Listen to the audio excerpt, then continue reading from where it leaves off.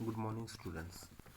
बेटा आज का जो हमारा टॉपिक है वो भी रहेगा इलेक्ट्रॉन कॉन्फ़िगरेशन से रिलेटेड। वैसे मैंने इलेक्ट्रॉन कॉन्फ़िगरेशन को कल कंप्लीट करवा दिया गया था, बट कुछ बच्चों की बेटा प्रॉब्लम्स आ रही थी, उनको डाउट्स आ रहे थे। उन डाउट्स को देखते हुए बेटा आज का लेक्चर मेरे को तैयार करना पड़ा, क्योंकि ये वाली जो आज हम लेक्चर्स के अंदर डिस्कशन करने वाले हैं बेटा, इस पोर्शन को मैं यूनिट्स के अंदर जो भी हमारे अपकमिंग बेटा चैप्टर आएंगे उनके अंदर मैं डिस्कशन करना चाहता था।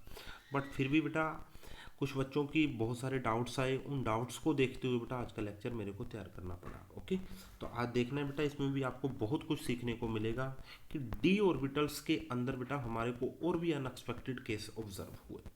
तो बेटा अभी तक आपने पढ़ा, जब भी हम इलेक्ट्रॉन की एडिशन करेंगे तो 1s के अंदर इलेक्ट्रॉन पहले ऐड होगा, फिर 2s, फिर 2p, 3s, 3p and 4s and 3d।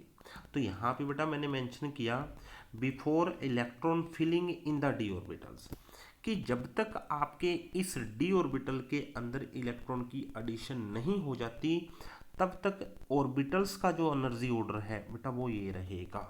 Okay, अब एक्सपेरिमेंटली जो केस हमारे को ऑब्जर्व हुआ, जब डी के अंदर इलेक्ट्रॉन की एडिशन हो जाती है बेटा, अब ध्यान रहे बेटा यहाँ पे, जब हमने डी के अंदर इलेक्ट्रॉन की एडिशन नहीं की, 4s की एनर्जी बेटा कम है और 3d की ज़्यादा है।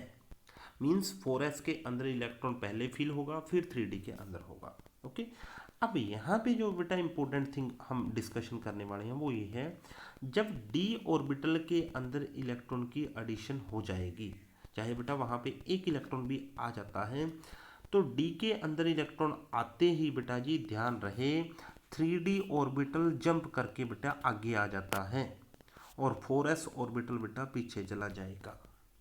ओके, मीन्स 3d की एनर्जी बेटा कम हो जाती है और 4s की एनर्जी ज़्यादा हो जाती है। कब हो जाती है? जब बेटा d के अंदर इलेक्ट्रॉन की एडिशन हो जाएगी। Means 3d orbital becomes more stable as compared to the 4s। Okay, ये बेटा एक्सपेरिमेंटल ये चीज़ें ऑब्जर्व हुई और इनको हम क्विंचिंग ऑफ द ऑर्बिटल्स का नाम भी देंगे। ओके, अब बेटा हम इसी कंसेप्ट को आगे फिर यूज़ कर रहे हैं। ठीक है, वो ये है कि कल हमने किया बेटा स्कैंडियम की जो इलेक्ट्रॉन कॉन्फ़िगरेशन को पढ़ा, ये वाली केस पढ़ा जी हमने 1s2, 2s2, 2p6, 3s2, 3p6, 4s2 and 3d1। Okay, ये बात बेटा आपने पढ़ ली है, बट बेटा आप ध्यान रहे आज का कंसेप्ट पढ़ने के बाद इस 3d को अंदर इलेक्ट्रॉन एंटर कर चुका है, तो बेटा 3d को आपने पहले लिखना है और 4s को बाद में लिखना है। ये बात ध्यान रहे बेटा, ये वाली चीज़ अगर हम बहुत अच्छे से पढ़ना चाहते हैं तो 3d को बेटा पहले लिखना होगा और 4s को बाद में लिखना होगा। ओके, इट मीन्स अगर आपने अब स्कैंडियम में से इलेक्ट्रॉन को रिमूव करना है, मीन्स स्कैंडियम प्लस की इलेक्ट्रॉन कॉन्फ़िगरेशन को नोट करना है, तो बेटा ध्यान रहे इलेक्ट्रॉन हमेशा ही बाहर वाले ऑर्बिटल में से रिमूव होता है। ओके, तो स्कैंडियम में से इलेक्ट्रॉन जैसे ही बेटा प्लस आपने चार्ज मेंशन किया, अब इलेक्ट्रॉन बेटा 3d की बजाय 4s में से रिमूव होगा। तो बेटा ये वाला एक्चुअल ऑर्डर है जब भी हम टी ऑर्बिटल की इलेक्ट्रॉन कॉन्फ़िगरेशन को डिज़ाइन करते हैं। तो बेटा ध्यान रहे, आई रिपीट अगेन, जब भी बेटा जी स्कैंडियम की जनरल इलेक्ट्रॉन कॉन्फ़िगरेशन अभी तक यही पढ़ी, बट आज के कंसेप्ट के अकॉर्डिंग बेटा ये इंपॉर्टेंट कंसेप्ट है जो कि मैं नेक्स्ट यूनिट के अंदर डिस्कशन करना चाहता था। ओके, बट कुछ बच्चों की क्यूरीज के कारण बेटा आज मेरे को ये टॉपिक डिस्कशन करना पड़ा।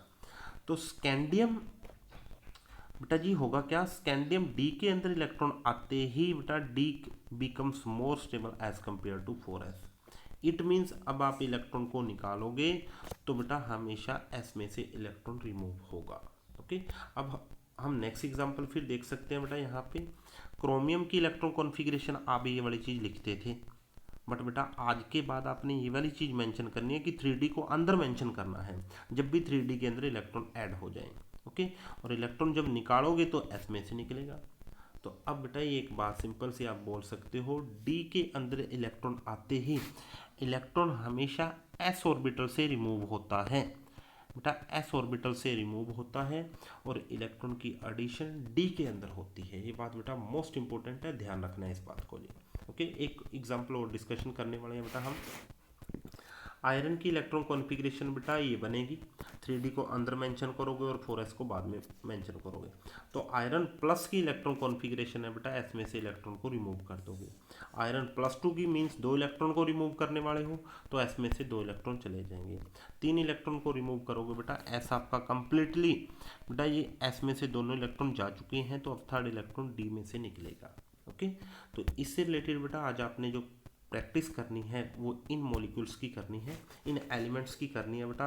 आयरन के ऊपर +2 चार्ज आ जाता है, निकल के ऊपर +2 आ जाता है, कैडमियम के ऊपर +2 आ जाता है, मरकरी के ऊपर +2 आ जाता है। तो इन एलिमेंट्स में से बेटा इलेक्ट्रॉन को किस हिसाब से रिमूव करोगे। ओके, ये होमवर्क बेटा आज आपने कंप्लीट करना है और इसको मेरे व्हाट्सअप नंबर के ऊपर सेंड करना है। इसमें से बेटा कोई प्रॉब्लम आती है तो कल के लेक्चर के अंदर हम डिस्कशन करेंगे।